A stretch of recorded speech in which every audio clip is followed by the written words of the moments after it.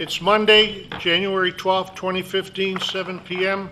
I'd like to call to order the regular meeting of the village president and the board of trustees for the village of Burr Ridge. Today, we are privileged to have Ryan Johnson, a fourth grade student at Pleasantdale Elementary School. According to Ryan's principal, Matt Vanderkar, he's a fantastic fourth grader at Pleasantdale. He's well-rounded, dedicated, and an enthusiastic student who is a positive role model for the rest of the students. Ryan always tries his hardest and has friends in every classroom. At school, Ryan's favorite subjects are social studies and math. His favorite book is The Hunger Games. In his spare time, Ryan loves baseball and gymnastics. In fact, he competes on a gymnastic team, with the high bar being his favorite event. Ryan loves spending time with his parents, CJ and Amanda, and little sisters, Haley and Peyton. Ryan, you want to come up and lead us in the pledge?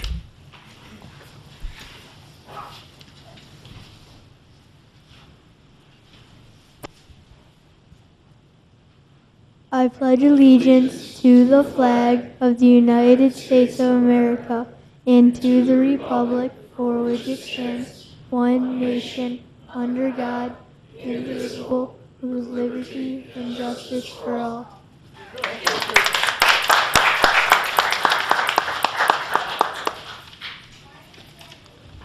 A roll call.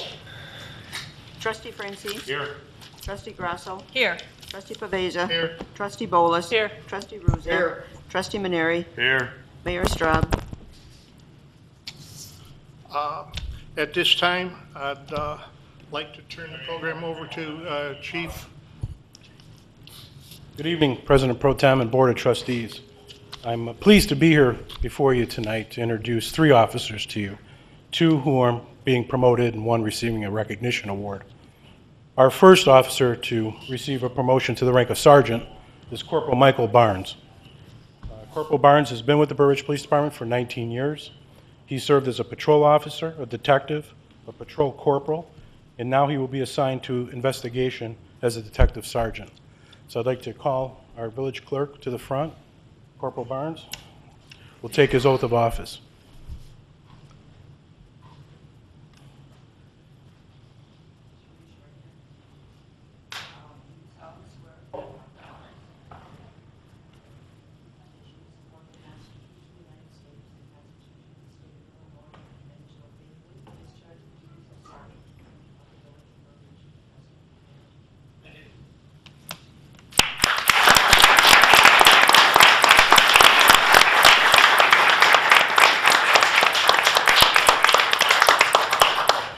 Congratulations, Sergeant.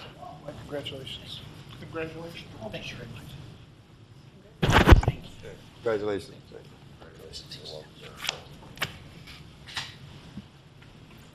Next, I would like to present to you Officer Michelle Glaske.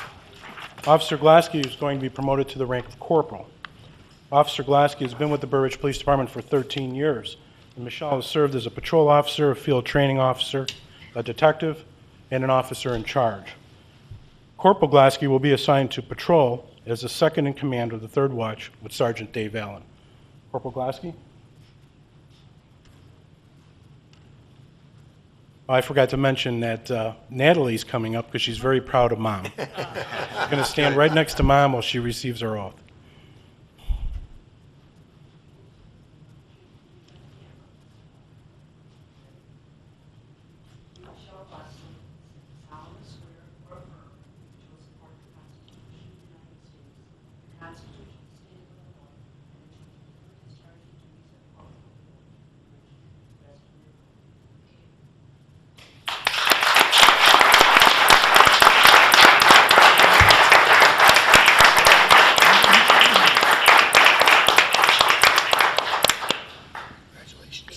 Congratulations. Congratulations. You should be proud of Mom. Congratulations.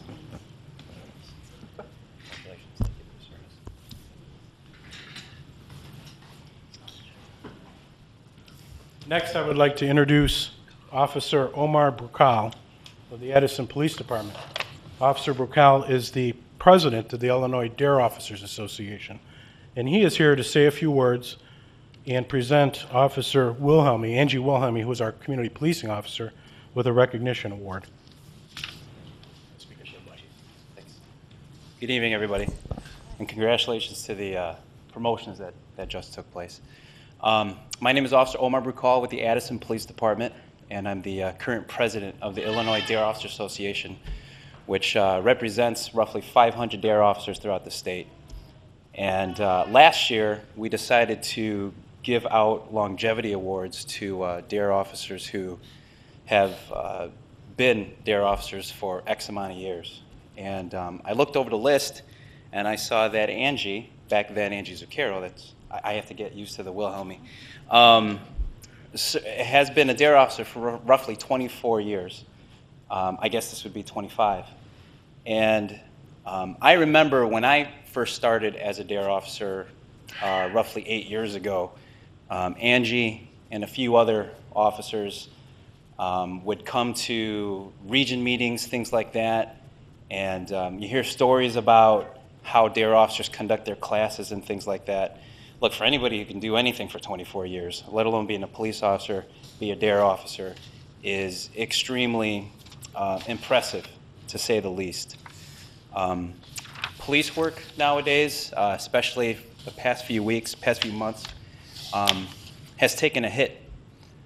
You know, there are a lot of cynical people out there, students, adults, you know, whatnot, and to have an officer inside the schools, to have officers such as these officers and also Angie have a positive impact in what we do in the community means a lot, and I'm sure the chief would agree with that.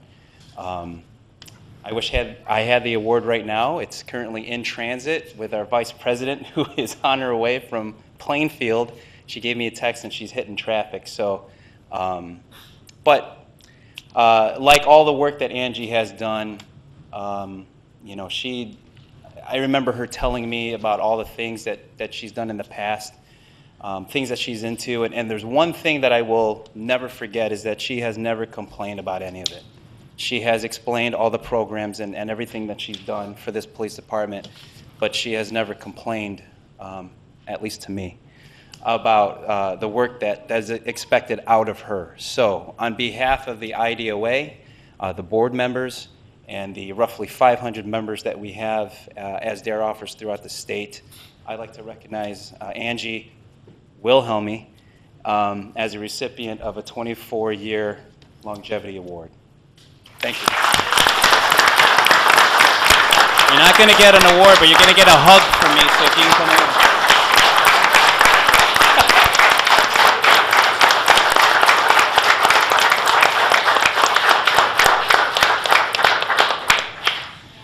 If I could,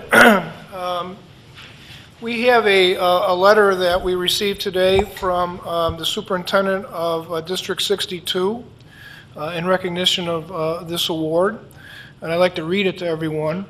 It says, "Dear Blue Ridge Village Board, we have had the pleasure of working with Officer Angie Wilhelmy at Gower Middle School for many years. She is our 5th grade dare officer and provides instruction to our 6th, 7th, and 8th grade students as well. Officer Wilhelmy is an incredibly kind and caring person. She goes out of her way to make our students feel welcome in her presence and also helps them to understand the importance of the topics she is teaching. I have witnessed the positive rapport she has with our students. They willingly participate when she leads instruction and do not hesitate to interact with her. In addition to providing quality instruction and guidance to our students, Officer Wilhelmy is a wonderful resource to our administrative team. She willingly assists with everything from school traffic concerns to lockdown procedures. We know that we can count on Officer Wilhelmy for anything that we need from law enforcement. We have worked with many law enforcement officials and school resource officers during our time as school administrators. Officer Angie Wilhelmy is definitely one of the best. The Burridge Community and Gower School District 62 are certainly fortunate to have her as a member of our team. It's signed by the Superintendent of District 62, Victor Simon. So again, congratulations.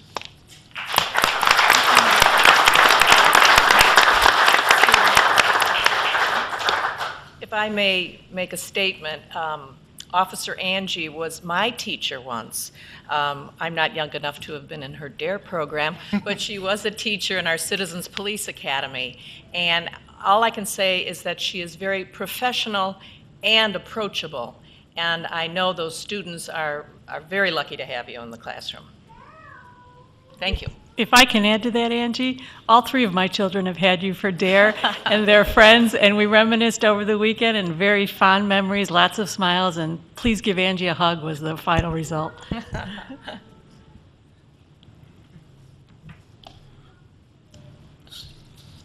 Audience, at this time, we put time on the side for anyone that would like to address the board, that can't stay for anything that's on the agenda. We ask you to keep your comments to under 5 minutes. Is there anybody that would like to address the board? Officers for coming. Never mind, it's too late. Give them a minute to clear. Huh? Give them a minute to clear. Thanks, Matt. Dolores, did you want to say something? Okay. Boy, I cleared the house out. Good evening. My name is Dolores Cizek, former trustee, and I'm presently living in LaGrange. Since the last meeting in December, let's see, we had Hanukkah, Christmas, Kwanzaa, New Year's. I renewed my driver's license, and I had a birthday. Wow. So, Happy birthday. thank you. Thank you. 3 things I'd like to bring up. First of all, there was a letter in the doings January 8th from a Burbridge resident urging that the police pension fund be fully funded. Now, the things that I'm bringing up this evening, I will pass around at the end of the meeting. The second thing is there was a full-page ad in the doings December 18th and December 25th from Global Luxury Cars on Tower Drive. There were 2 things that struck me about this. I certainly was not aware from the ordinances that were passed August 12, 2013. I can give you the ordinance numbers. One amended the zoning ordinance, and one was granting a special use. I certainly was not aware that they were going to be permitted to have rental storage. $300 a month if you want to store your car over there. And they also mention service hours. I like the definition of service hours. Does service mean repair? I found that troubling. The other thing I'd like to bring up, third thing, is the fact that since 2011, which is already 3 years, Oak Park has paid their bills with a credit card, which gives cash rebates, which they use to remodel their kitchen, and they use it for training and travel for their employees. I want to suggest that this is one of the ways that the village could enhance their revenue without impacting the residents. Now, whether Oak Park gets their water directly from Chicago, now whether Bedford Park would accept credit cards, I don't know. But it certainly is something I think that this village should look into. It's not only for water, it's for any expenses that a person could pay with a credit card. Why doesn't the village pay their bills with a credit card? I will give you the article. It ran in the Tribune, the Chicago Tribune, in December, and it also ran in Trib Local. I don't know if you saw it or not. But in any event, Oak Park, it generates $50,000 annually in rebates, which it uses for such things as employee training and travel. And as I mentioned, they remodeled their employee kitchen. I think it would be worthwhile to explore. Thank you. Loris, I can't let that go. This issue that somehow that the pension fund is not fully funded. The pension fund is absolutely fully funded. It may not be funded to the level that, that some people would like, but it is fully funded under the state law, and that is really the definition of what fully funded means. So I think we need to clarify that. I don't want the residents who are watching tonight thinking that we are shorting the pension fund. We are not. We are fully funding the pension fund. No, you're not fully funding it. You're funding it according to the state law. But the state Exactly. law does not fully fund it. The state law extended it to something like, I don't remember the year, 2040, I think. It doesn't have to be fully funded. That's exactly right, and that's what we mean by fully funded. What the state law says is what we are doing, is what every But municipality it in the state of isn't. Illinois is doing. We are fully funding the pension fund. No, it is not fully funded. It isn't even funded to 74%. Loris, we're not here for a debate. You made your comments. Thank you. Is there anybody else in the audience? The consent agenda.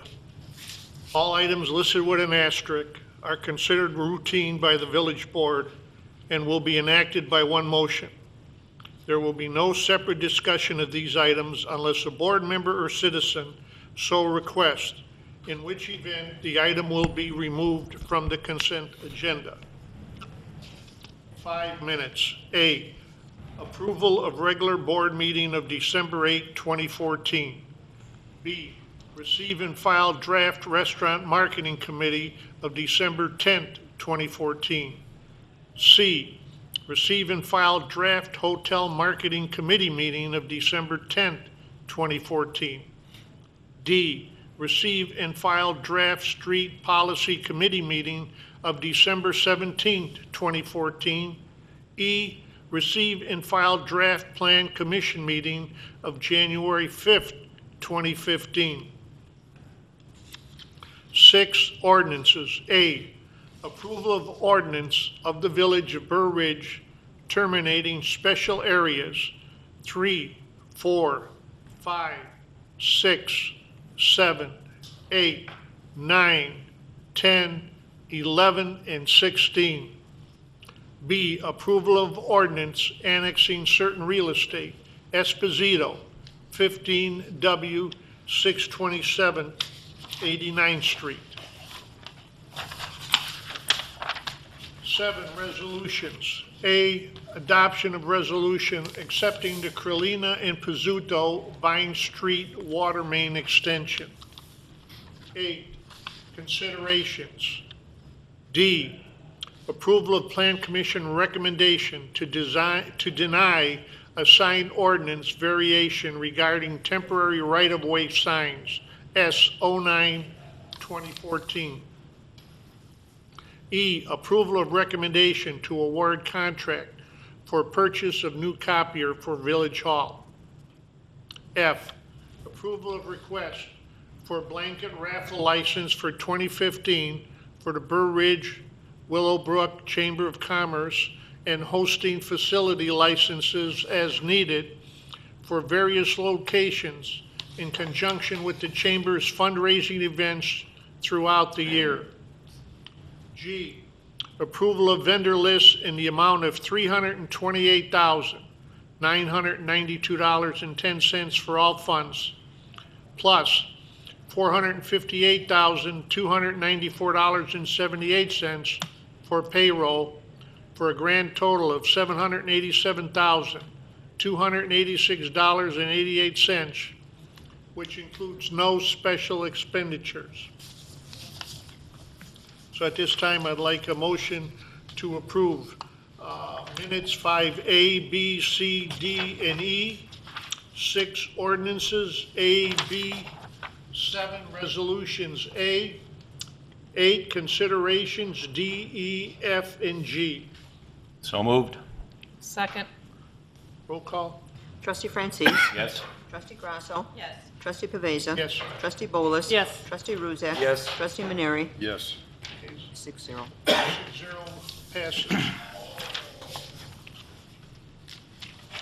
At this time, there are no open ordinances or resolutions, so at this time, we'll go to consideration. And basically, it's consideration of Plan Commission recommendation to approve a PUD amendment to add dental offices with ancillary retail sales or similar use to the list of special uses on the first floor of the building commonly known as 450 Village Drive, and to approve a special use to permit a dental office with ancillary retail sales within the tenant space at 410 Village Center Drive Z01 2015, 450 and 410 Village Center Drive, First Family Dental. Mr. Pollak. Thank you. I'd like to present to the village board a recommendation from the Plan Commission to approve a request for an amendment to the Village Center Planned Unit Development and a special use approval for a dental office with ancillary retail sales at 410 Village Center Drive. The PUD amendment would be limited to the building at 450 Village Center Drive, and the Plan Commission has unanimously recommended approval of that amendment to the PUD. They've also recommended approval of a special use to permit a dental office with ancillary retail sales within the tenant space known as 410 Village Center Drive. At the hearing, testimony was provided by the petitioner indicating that there are 3 dentists at this location, that they expect annual retail sales of $400,000 and 250 visitors per week to the dental office and the retail store. The land use consists of both a dentist office as well as a store operating under a separate name, Dental Essentials, that will sell dental accessories at retail. The Plan Commission did unanimously recommend approval of this, plus an email was read into the record from Commissioner Stratus, who was not at the meeting, indicating his support for the petition as well. The Plan Commission, however, was very careful to distinguish this use and this location from other uses and other locations in the village center. The Commission noted that the tenant space is unique because it is at the edge of the village center and is a space that has challenges regarding parking and the convenience of parking, unique challenges that are unique to this particular tenant space. The Plan Commission also acknowledged that the separate retail format distinguished this use from other medical or dental offices or other offices in general. Subsequent to the Plan Commission meeting, I had correspondence with the petitioner, and in response to an inquiry I had received regarding another potential condition, the petitioner has agreed to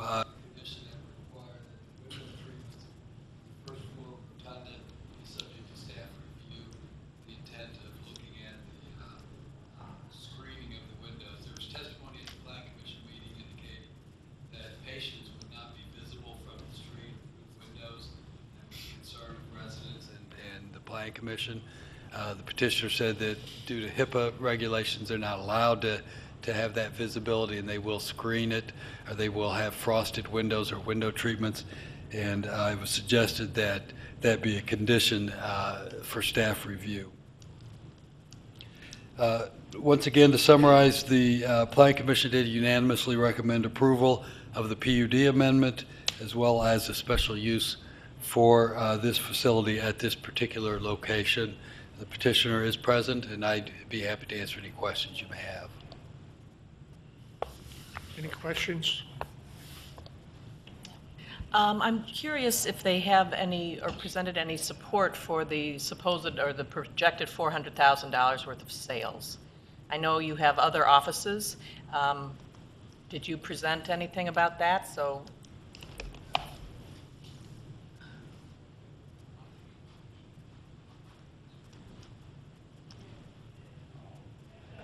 Hello, my name is Ghassan Aboud. I'm the founder of the company. Currently, none of our offices has retail, but we do sell retail as in existing locations. We do about $15,000 per location without having a retail shop.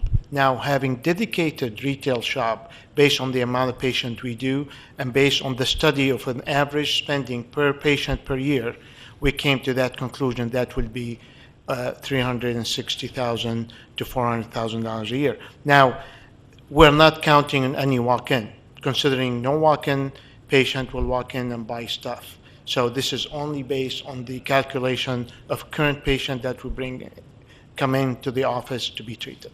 and you expect to have 250 patients a week at this facility? Or did you say 250 people walking in the door? No, 250 patients a week. We do currently, my company serve 5,000 patients per week, and we have 10 locations actively. So we do have, this is at the minimum, because this office would be a high-end, we will not be seeing as many patients. But we do currently, in my company, at 10 locations, we do see 5,000 visitors. Now, could be multiple visit, but 5,000 visit per week. But that's what, 30-some a day? Yes. And there are 3 dentists there, and it's by appointment only, and so that would be each dentist seeing 10 patients a day? Minimum, yes. Because we have a hygienist, there's a new patient, there's kids, there's ortho. So on average, that's what we see. Well, it looks like a beautiful space. Thank you. My only question is whether or not this is the right space for you. Have you considered any of the office condos that are already zoned for medical and dental in the village center? There are office condos for sale that are about the same space. We have not. For one reason, the company has grown on being on a corner location. This is all our locations in the corner locations. We do not open on the second floor. We believe dentistry is becoming a retail/professional business, and second floor is no longer a place to be. The same idea, Walgreens came to business 60 years ago, and we believe dentistry is catching up. Today, 30% of total dental offices owned by corporate dentists is for many reasons. I mean, I don't think we have the time to explain why, but we have found that's the fastest growing part of dentistry is the corporate dentistry. Now, we are one of the largest in the city of Chicago, but we don't grow in volume. We probably provide one of the best services in the city. We are the only company in Chicago that offer a guarantee on all the work. Implant lifetime, crowns 5 years, filling, anything that's not done, we do stand behind our product. And that's new in the industry because nobody ever carried this kind of product. And the reason we do that because we know we offer superior service. Not an average service. Now, a lot of people can compare us to other corporation that's hire new graduate, a new dentist. We are not, my average dentist has between 5 to 10 years experience. We have 5% turnover per year in employees and dentists, considering the national average about 70%. So we are at 5%. We're doing pretty good. We have a waiting list for dentists who want to work for First Miami Dental because it's a good work environment. We provide them with all the needs as long as they provide superior service to our patients. Oh, and doctor, one more question. When you provide, let's say, a denture, an implant, or a crown or whatever, is there any sales tax involved with that? I understand, of course, it's the service, but there's also a product that you had to No, there is the medical device sales that goes to the, it's 2.5%. We pay to the Obamacare. That has nothing to do with the city. We do have 2.5% that passed last year when they passed the healthcare reform. But there's no sales on appliances unless it's over the counter. So basically, if we sell them electric toothbrush, regular toothbrush, toothpaste, we do packages, and that's how we get to the sales we do. So when you come and have an implant done and you have a package, how do you take care of your teeth? And we can offer you a package that will include multiple product, and that varies from $75 to $200. It depends. But when you pay a few $1,000s for an implant, spending another $100, it's not a lot of money. Well, I'm just having trouble getting up to that $400,000 in sales with electric toothbrushes, but It's not only electric toothbrush. You know, if you go to Walgreens aisle, there is enough product to fill up the entire store. So it's not just about an electric toothbrush. It's about everything else. So I would recommend anybody to walk in the Walgreens and see how many products there is. That's beside the professional products. We have a professional product that's only sold at dental offices. So if we decide to carry every product, we probably run out of space on 4,200 square feet. We're specifying the waiting and the retail shop to display. So we're going to be offering product what we only recommend, not everything else available on the market. So you walk in, you want a toothbrush, you want a toothpaste, you want anything else, we do offer that. It's not only electric toothbrush. I do brought the example of electric toothbrush because somebody asked me at that day how much it would go for, and I told them this is basically the top of the line is $220. And the salesperson was available, and I was able to show it to everybody else. But it's not only that product. There's a lot of other products in the shop as well. thank you. Dr. Aboud, you will not have a pharmacy component, correct, for antibiotics or anything like that? We usually do not carry medication on premises for many reasons. We believe pharmacy can prescribe it because they have the ability to check in the computer the interaction with other medicine that the patient's taking, high blood pressure, heart medicine. And these, we don't have the ability to check what they're taking before because not a lot of patients know what they take on a daily basis. So we will not carry that, no. Okay. Anyone else? Yes. Thank you. Question of staff. Doug, I received several emails from neighbors, and they were concerned about how they were notified about this petition. Can you explain to the board and to the residents as to the notification process, please? Sure. A letter was sent to every property owner within 750 feet of this property, and including the residents in the 450 Village Center building. I think in an email there was a reference to some confusion that a resident had over whether it was for this building or another building, but I double-checked the legal notice, and I thought it was perfectly clear that it was for this particular tenant space. Were the street signs put out for the notice? In a shopping center, either in County Line Square or Village Center, we put something in the window of the storefront, and that's what we did here. Were the typical metal signs put out? No, we don't do that for tenant spaces in County Line Square or in the Village Center. We put something in the window. Okay. Can you explain to me why, if this were to be approved, why a PUD amendment for the entire building is being approved? Why not just for the tenant space? Well, the PUD amendment is simply to add this as a special use in this building. So it's in a PUD, they have their own list of permitted and special uses.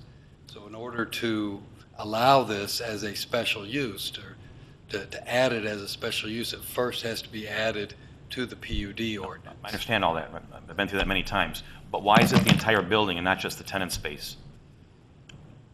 Because that's the way the land uses are categorized in the Village Center.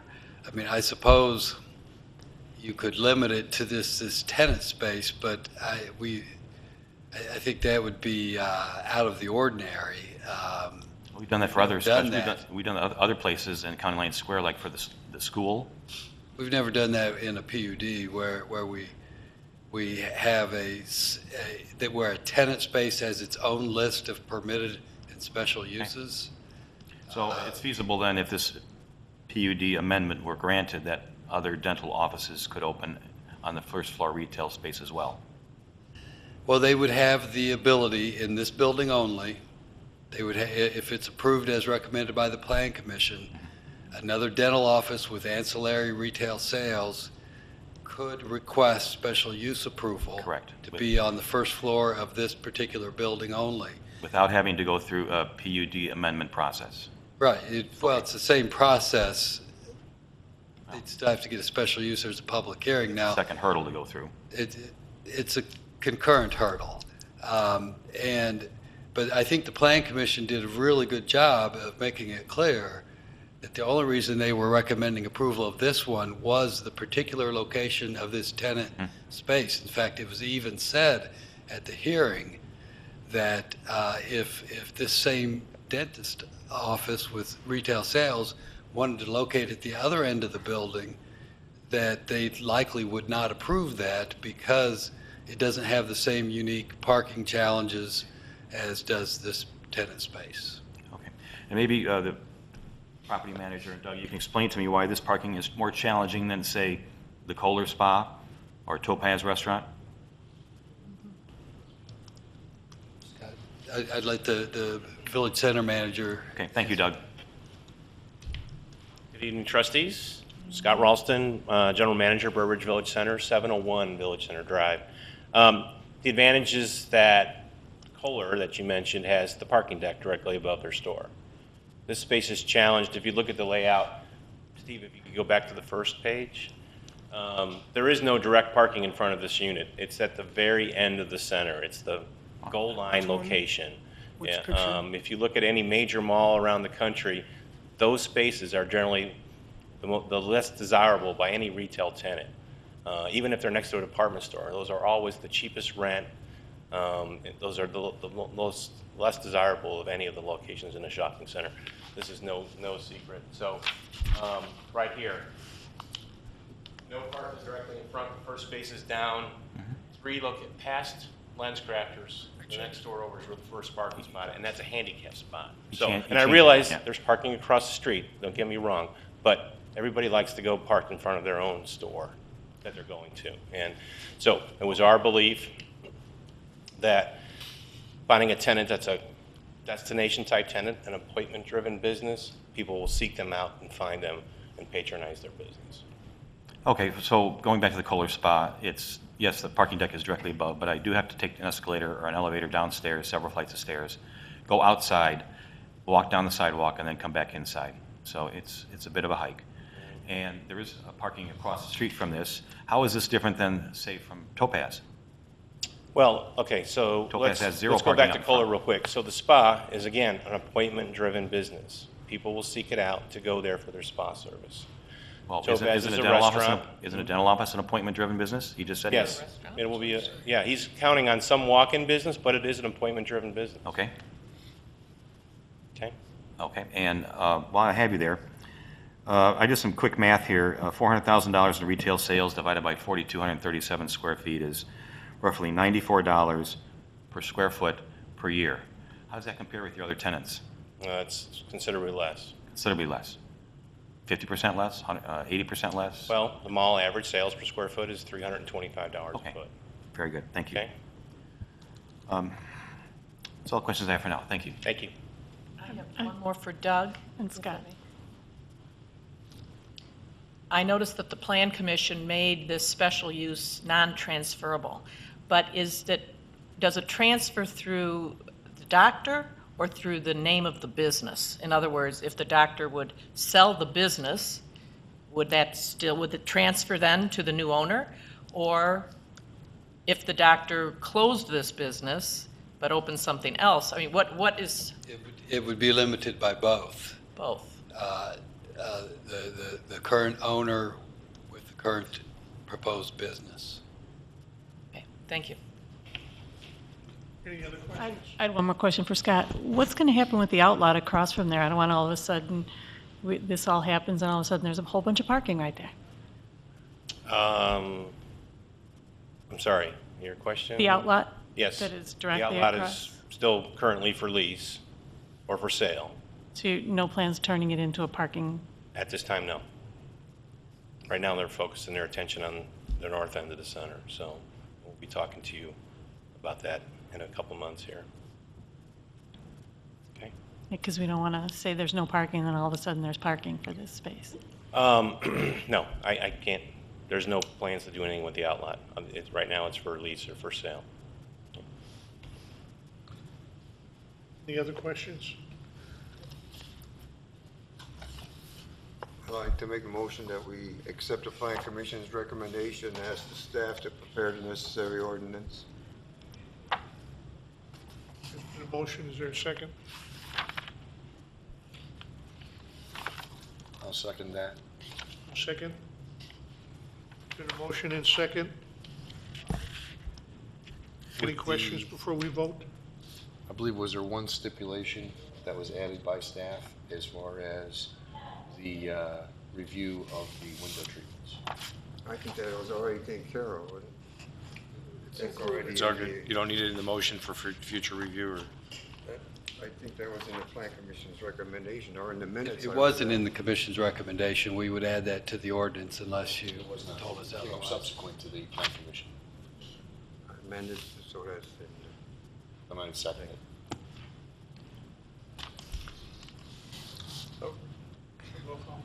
Trustee Ruzak? Yes. Excuse me, discussion on the I'm motion? sorry, Discussion on the motion? there was a second. I know that. Discussion. Discussion on the motion? Let's go ahead. Thank you. For those of us that were at the public hearings for the town center, it was Trustee Maneri, myself, and Commissioner Grella, who was in here earlier. We spent many, many hours of our own time, many, many days, many, many reviews, many, many meetings at the public hearings held over at the Marriott. And at that time, it was agreed to that there'd be, first floor would be retail, meaning brick and mortar storefronts or restaurants. Offices, medical facilities, et cetera, be on the second floor, the subsequent upstairs floors.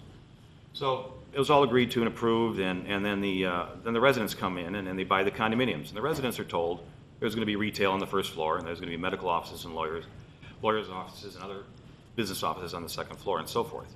So now we're telling the residents that, no, we've changed our mind, that there's going to be a medical office on the first floor, and I think we're doing a disservice here to the residents who came before and purchased their hard-earned money for these condominiums up in these buildings, and are now finding out that they're going to have medical offices on the first floor, just like any other strip mall. I think it's a disservice we're doing to the residents. Have we had complaints? Pardon me? We've got one letter from a concerned citizen. Has the building itself, the residents in the building itself, have you read it? This is my opinion. I understand. Yeah, at the public hearing, I understand there was one person in opposition, and then subsequent to that, we received one other letter. And that person apparently has withdrawn their objection. I don't know if you saw that, but the attorney for the petitioner would like to speak. Bob Sodikoff, 6029 Wood Creek. I represented the petitioner on this.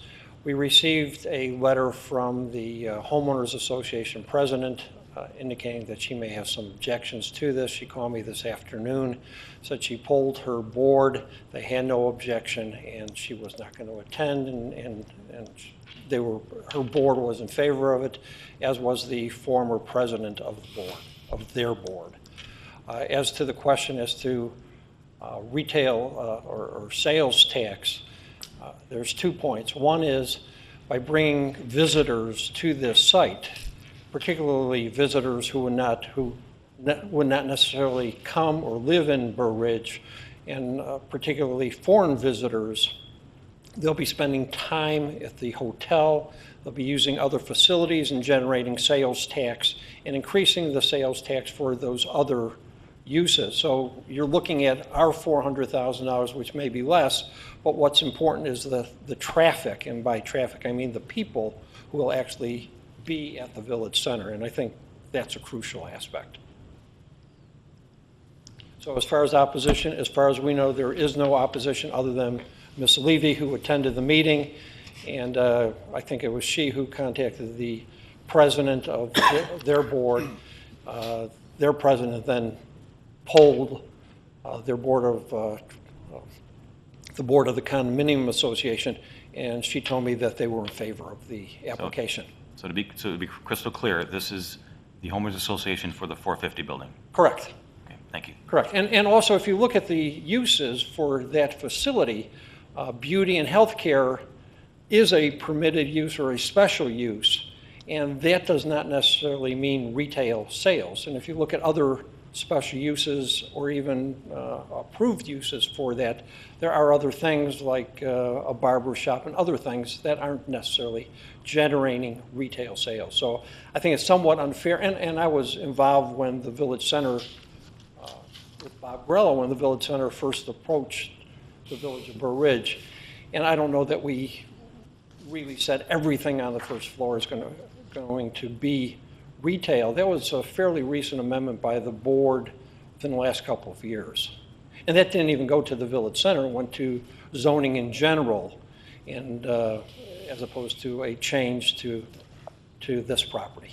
But the vision was retail on the first floor and medical and corporate lawyer offices on the second floor. I think there was even... But you can't do that in this building because second floor is residential. Resident occupied, I understand that. I understand. So I think there was a discussion at some time that some trustees wanted to have a moratorium on medical and dental because they said there were enough in the village. Well, and there was a moratorium on anything other than retail on the first floor, and that's why we came here and we're saying we are medical, and that's why we didn't come in under the beauty and health, which we could have possibly qualified under. We're coming in under a dental with ancillary retail, and the retail is very important. It was important to the Plan Commission. Thank you. Point of reference, I do have a resident of 450 here who would like to speak in support of this. Want to listen to it? Absolutely. Absolutely. Hi, my name is Lori Chang. I reside at 9550 Pacific Court, Burr Ridge. My husband and I own fourth floor, that whole side, around the side, all the way over. We have two condos that are together, but there's a connecting door, but we, rent them out. And we are thrilled with the thought of having a dental center there and not retail, because it does get especially with this, if you've been to the Starbucks, it's crazy there. And this will be nice. There's a lot of traffic. You've got the bank there. I think it's a large area.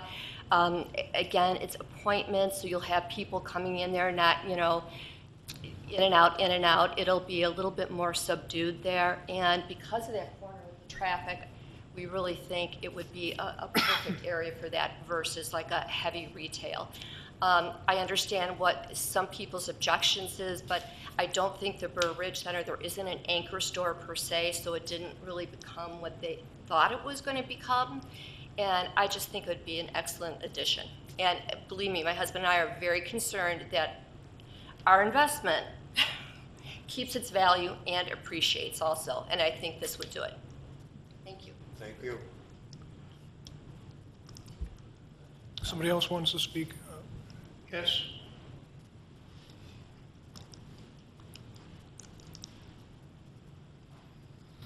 Good evening. Greetings to all. My name is Dr. Anton Fakori. I live at 15W110 83rd Street.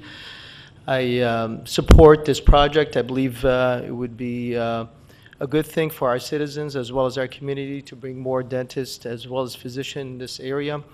I believe the traffic will be healthy traffic, not only in the area of healthcare, but I do believe it'll help also the associated markets, whether it may be Starbucks or other retail. It would be a delight to see more medical and dental facilities in the area. It would be a good thing for our community, and I think it would improve our reputation even further. I do know that this practice is a very healthy practice. I know that some of our families have gone to this practice, and I think it would be a very respectful facility to be here in Burr Ridge, and I would support it fully. Thank you. Comment I would make is I reviewed all the information that was provided at the Plan Commission, and like trustees Grasso and Francis, I too felt that the first floor was supposed to be retail, and that was my main concern. But on the other hand, it's been vacant for 7 years. So I was weighing that, the fact of holding out for more retail, which may or may not come, or have a viable tenant in there right now. That was my dilemma. And the more I thought about it, the more I thought that it would probably be better to have a viable tenant in there than have it vacant. That's my comment. Vote? One more comment? Oh, I'm sorry. I apologize for interrupting. One more comment. The fact that the Homeowners Association is in favor of this weighs heavily in my decision. Thank you. Anybody else, so I don't miss anybody? Okay, we'll go. Okay. Trustee Ruzek. Yes. Trustee Maneri. Yes. Trustee Francis. Yes. Trustee Grasso. No. Trustee Pavesa. Yes. Trustee Bolus. Yes. 4, 2, 5 Motion to 1. passes. Yeah. Comment on the motion? Pardon? Comment on the motion? Yes. I concur with trustee Francis. We found this out later on, or this afternoon. Just now. Yeah. I found out just now. That there was a meeting and that the homeowners association is for it, but comment on the motion, also site specific. That this is not throughout the village center, it is site specific to this building. But it's for that whole building. Yes. Correct. Well, it's site specific to the location inside that building. Why did I think we talked about the special use being for the entire building? That building. The PUD amendments for the entire building. Okay. Correct. Two different Special things. uses for the tenant space. Okay. Two different items. Okay, the motion right now has nothing to do with the motion we just passed. This is on the rest of the building. Yes. There's not a motion, it was just discussion. There was no much. No, I was just making a comment. Just made a comment. Oh, I thought you said you were going to make a motion. No, I just made a comment on the motion. Oh, okay. Come on. Okay. We voted and it's passed. And Yes. you'll-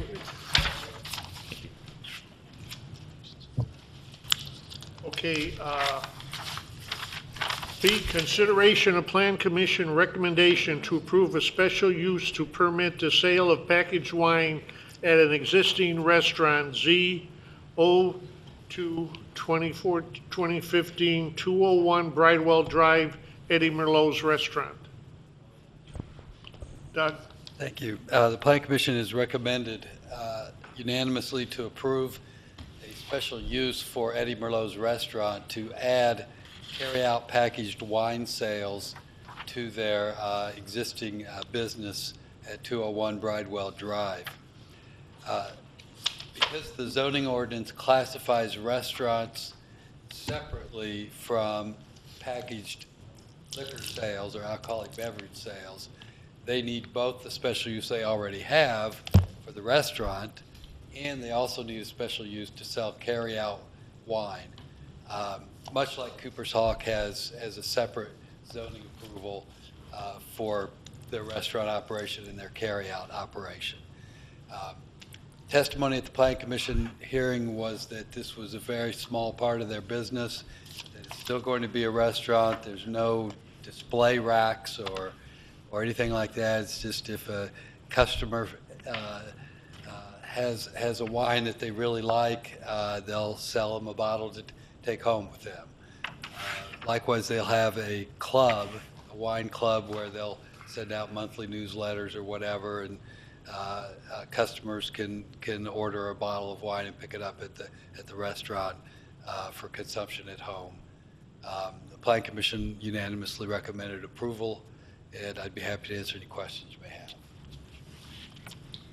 Questions?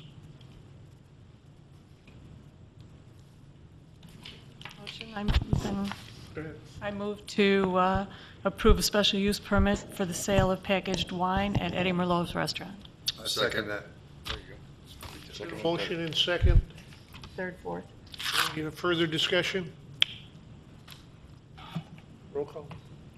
Trustee Bolus? Yes. Trustee Ruzak? Yes. Trustee Maneri? Yes. Trustee Francis? Yes. Trustee Grasso? Yes. Trustee Pavesa? Yes. 6. So motion passes. Consideration of Street Policy Committee recommendation to approve the proposed 2015 road program. Mr. May. Good evening. It's our custom at this time of year to present the direction from the Street Policy Committee regarding next year's road program, the 2015 construction season, as well as a summary of the previous season, the 2014 season. If you could go to the next slide, Steve. We'll see a summary of the 2014 roadway program. And the program generally consists of the resurfacing program, which is milling and overlay the existing pavement, combined with preventative maintenance, which is generally pavement marking, pavement patching, and crack filling. We also occasionally have grant-funded projects, which are funded in the capital programs as improvements, which are not listed here. This is just the capital work with local funds. And the pie chart at the bottom here shows the vast majority of the work, in fact, goes towards the resurfacing projects, which are most impactful to the community and preservation of the pavement. In last year, 2014, we had $718,000 programmed for roadway work. Of that, $668,000 was programmed for resurfacing. $15,000 was material testing, quality control for that work. $20,000 for crack filling, and $15,000 for pavement marking. Pavement patching did occur as well as a part of the resurfacing work. Last year, the work did come in under budget, was completed on time. Total expenditures for last year, 2014 season, were $634,000, which is just under 90% of the budgeted amount. That is largely due to coming slightly under on the road program. We always try to go out to bid as early as possible in the construction season. We try to get out to bid in February and March, which allows us to take advantage of competitive pricing as contractors are getting their work lined up for the construction season. We were successful in doing that last year, and as a result, we got some very favorable prices on costs for the roadway work. The other item that allowed us to come in under last year was that the pavement marking program was truncated due to the early onset of cold weather. That's a weather-dependent activity. And so that work was done at a lower rate than initially budgeted, just under $2,000 done for that.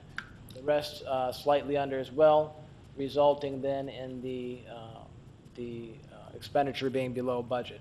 I do like to share some metrics as well. These are questions that we frequently receive from the residents as to what the infrastructure value is and what it consists of.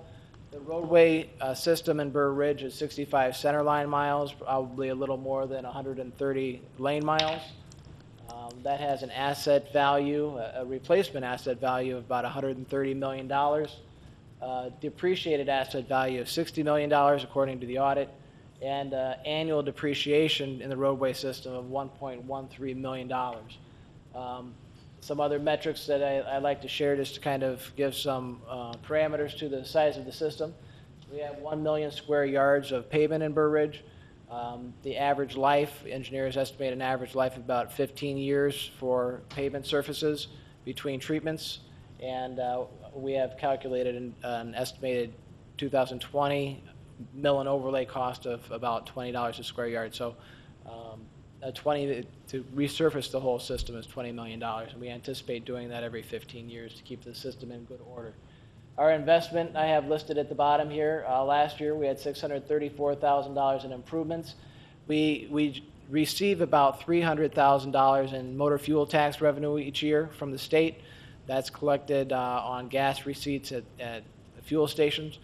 Based on a fee per gallon that's collected by the state, and it's distributed to state agencies, IDOT, the counties and municipalities based on population. So Our receipts from the states generally are about $300,000. And non-local funds, which puts our annual investment for last year in the roadway system at about $334,000.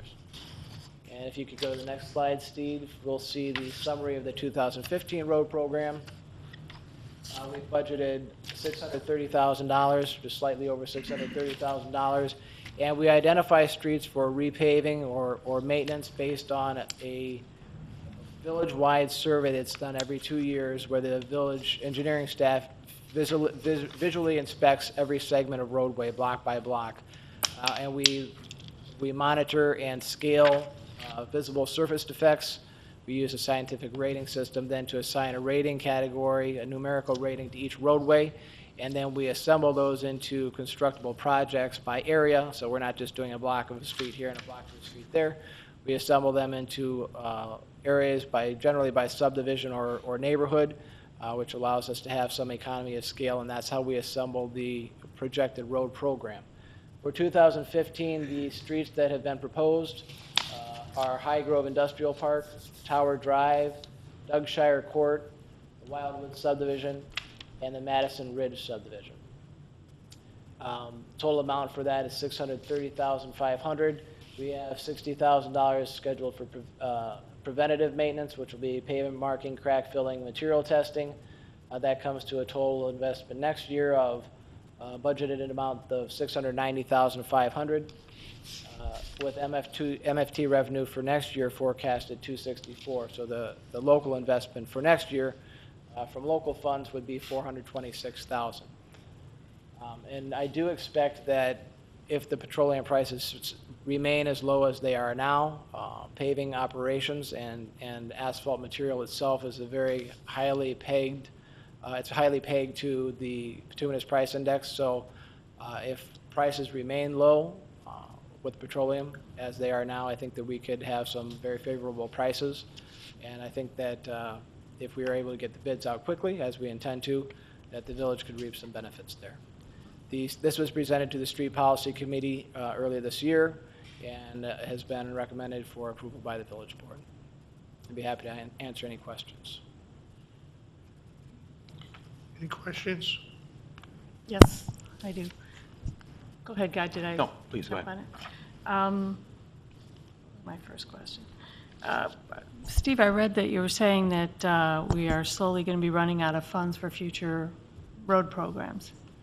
Why aren't we slowing down a bit? Where aren't we? Yeah. Well, I mean, the funds are available.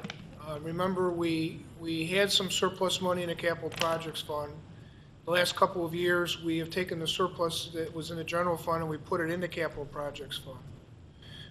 And so there's money available for this year's road program.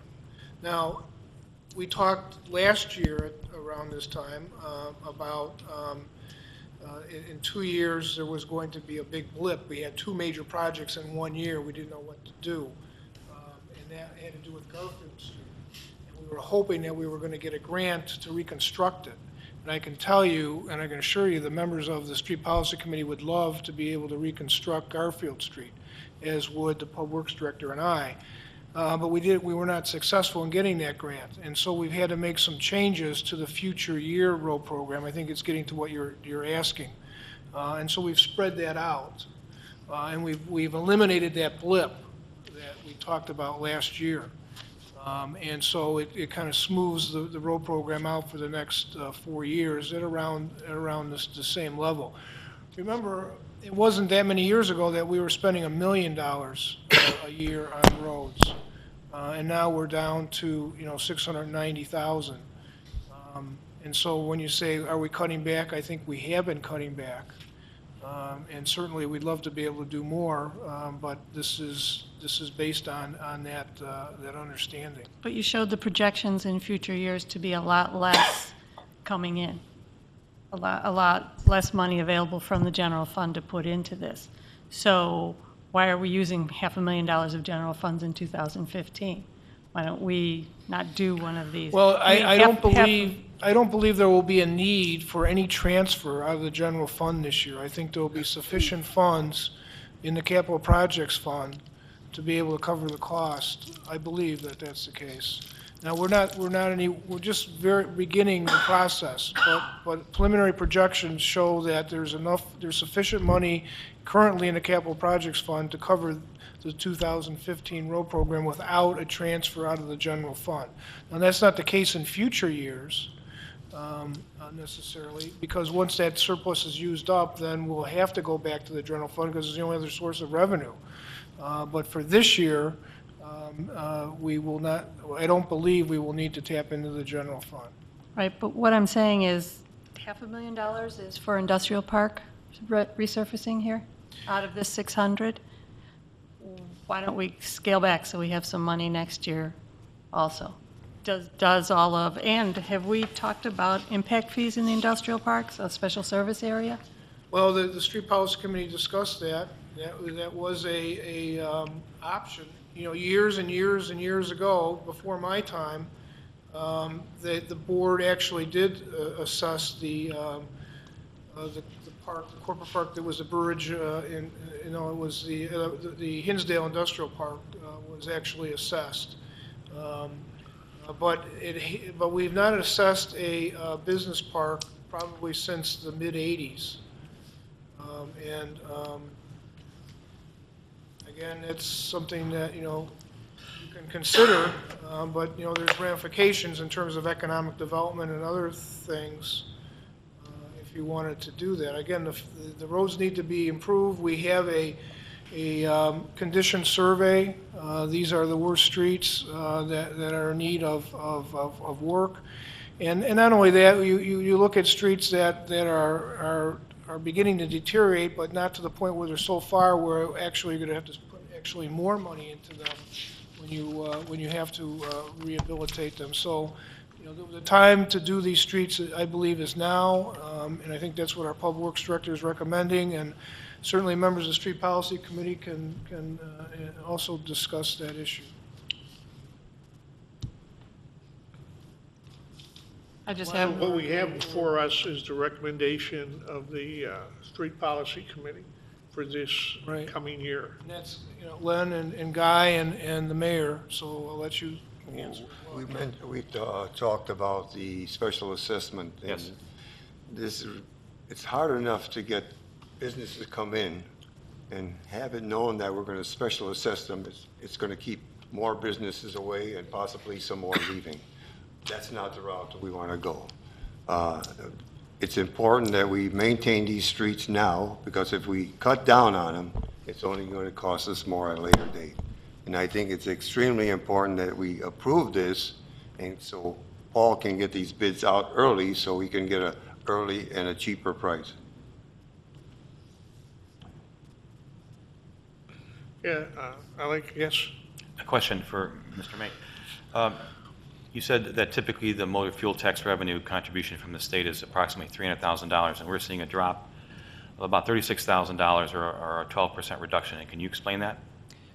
There's some variation from year to year. Yes. There's been years where we had 320,000. There's been years where we had this 264,000 is a projection. Jerry accounts for that based on the projections that the state provides for him. Okay. Which is based on gallons of fuel sold, projection of that they have. It may come in higher, it may come in lower ultimately, and then there will be an adjustment in the budget. But it's based on the projection that's provided by the state to the municipalities and counties. So to explain to the residents, it's not tied to the price of gasoline, it's tied to the number of gallons sold. Correct. So there hasn't been an appreciable reduction in the That's exactly number of gallons correct. sold, even though the price has gone down. Right. There's an equation whereby the state collects that fund, and it goes to all the different agencies. The state takes, I think, 55% of it, and then a certain percent of it goes to the counties, a fairly large percent of it, and then the remainder, which is fairly small, I think 20% or less of the total amount collected, goes to municipalities based on population. The fee, as you mentioned, and this was a question that came up at the Street Policy Committee and was confirmed, is based on gallons sold, not cost. So it's not volatile based on price. Now that the price is almost half of what it was a couple years ago, we don't expect that this will be less. If consumption drops, then there would be a reduction. Which is unlikely since the price is so low now. Okay. I agree with Trustee Ruzak. These roads need to be maintained now. If we wait, the damage is going to be worse. The cost to rebuild, the cost to repave them is going to be more. And a special assessment at this time, or a special service area at this time, may not be a wise route. We have vacancies in the High Grove Industrial Park and on Tower Drive. Now, if we assess those building owners for repaving their roads, they're just going to have to pass those costs along to their tenants. And if those tenants might be struggling now, or a new tenant might want to come in and have this cost passed along to him, it'll be a detriment to renting out those vacant spaces. So, in a time of dire need, that might be necessary to have a special service area or special taxes imposed to recoup the cost of these road repairs. But at this time, I don't think it's an extreme measure to be dealt with now. Thank you. Yes. Yeah. Paul, I'm a little concerned with, I know we have a great road program. We're a little aggressive, but better aggressive than under aggressive. Any options for High Grove? Anything that we could, it's an awful big chunk. I can concur with Trustee Bolos that coming years, we're getting a little lean. Is there, it's not used by our residents per se to and from their home. It's an industrial park. Is there a way to perhaps do a portion of it or repair it? I have been over it. It didn't seem that bad. There was some potholes.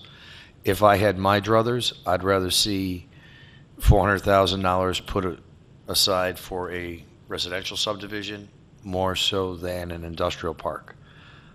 The other flip side of that coin is I concur with Trustee Francis that it's a little bit difficult to start doing special assessments in a business environment that we have today.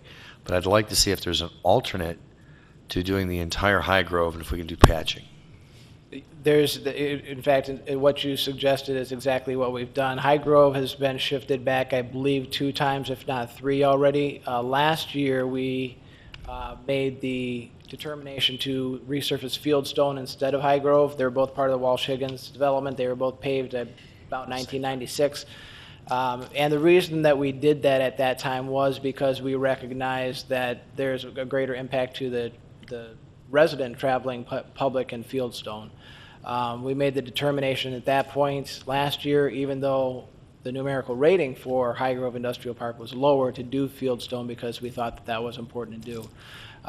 It's my opinion at this point that High Grove Industrial Park is at the point where the cost will increase beyond the benefit that you'll gain. But what we have done is we've decreased the specifications for the resurfacing project there to be the minimum thickness that's allowable by state code that we think is appropriate and will be resilient enough to handle the traffic there.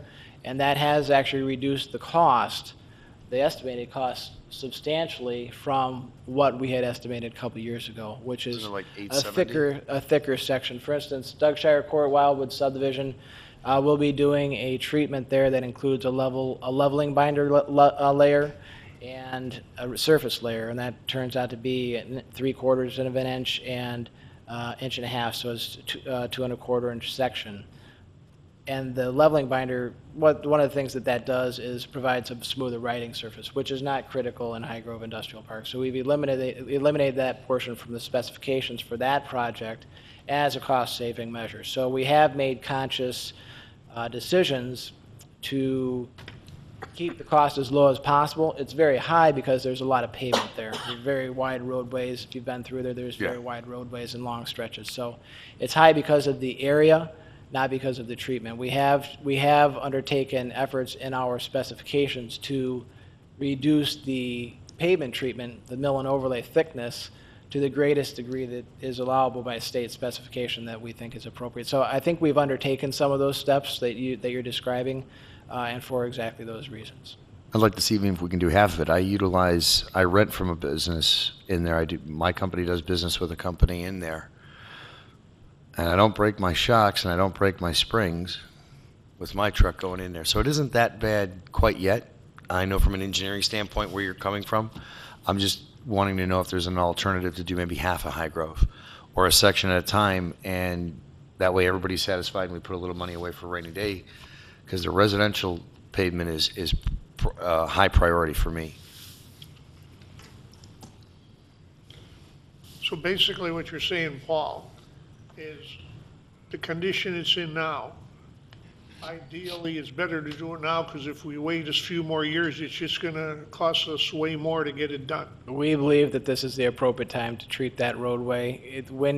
The roadway is constructed in layers, and we core the pavement before determining which roads we assess, so that we make sure that we get just beyond the previous top layer, so that we can get a good bond between the base and the new top layer, the surface course.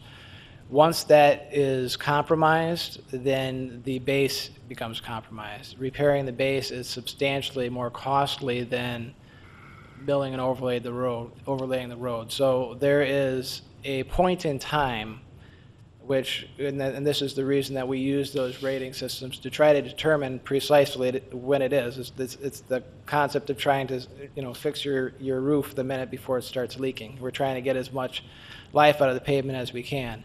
And so we do look at the assessment. We assess a number of variables on the surface distresses. We core the pavement, and we review the plans and try to determine when we think the timing is as late as possible that we can do that treatment and have it be appropriate and cost effective. In this case, frankly, I'm very glad that we got the last year out of it. I did lose sleep over pushing it off last year for Fieldstone, because I was concerned that we were going to start seeing the base get compromised, and I think we were at the very threshold of seeing that. It's my opinion as a professional engineer that the time we've exhausted the life of that roadway. Based on my evaluation, I think it's the appropriate time to resurface it at this point, and to not do it may cause increased costs in the future. Any questions? I'd like to entertain the motion to approve the proposed 2015 road program. Second. Roll call. Trustee Grasso. Yes. Trustee Ruzek. Yes. Trustee Maneri. No. Trustee Pavesa. Yes. Trustee Bolus. No. Trustee Francis, I'm sorry. Yes. Okay, so that's 4-2. 4-2 passes. 4-2. Yep. Motion passes.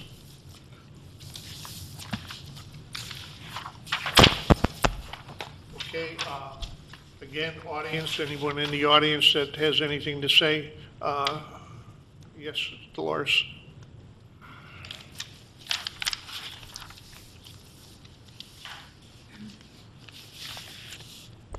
I have to correct something I said earlier when I was talking about the village using credit cards to pay their bills.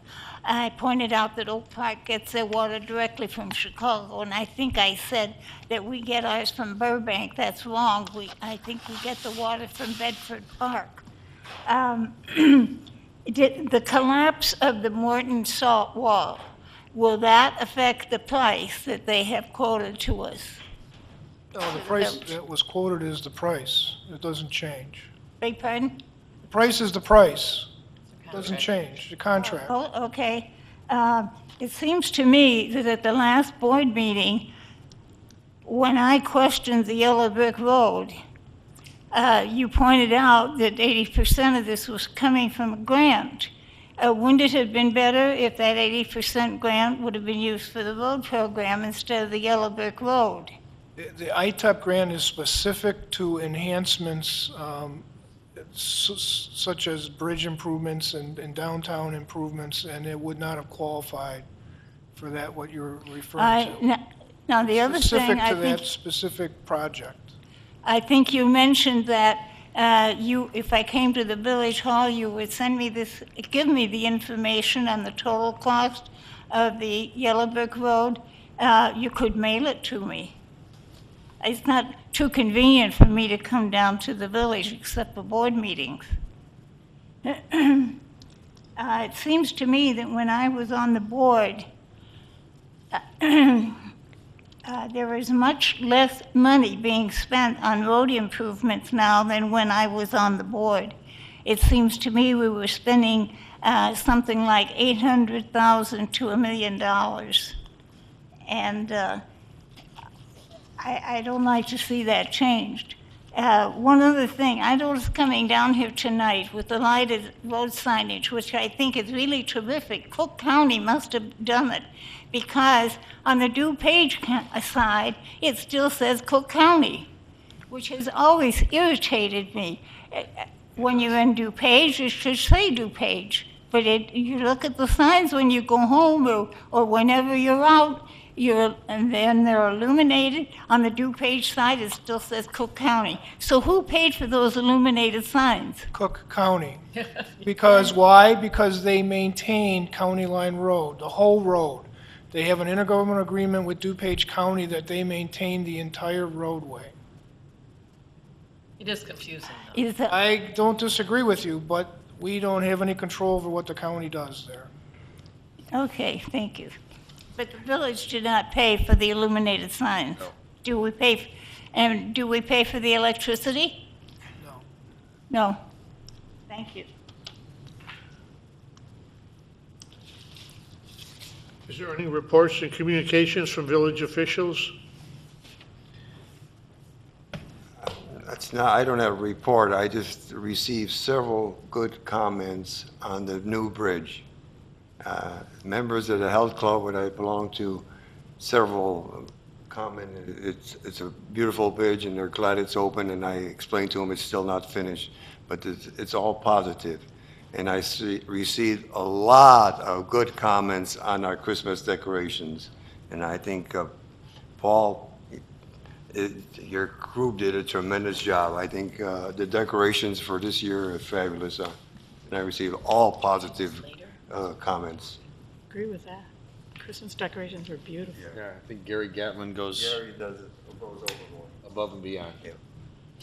Now, is there any other consideration for announcement, deliberation, or discussion? No action will be taken on it?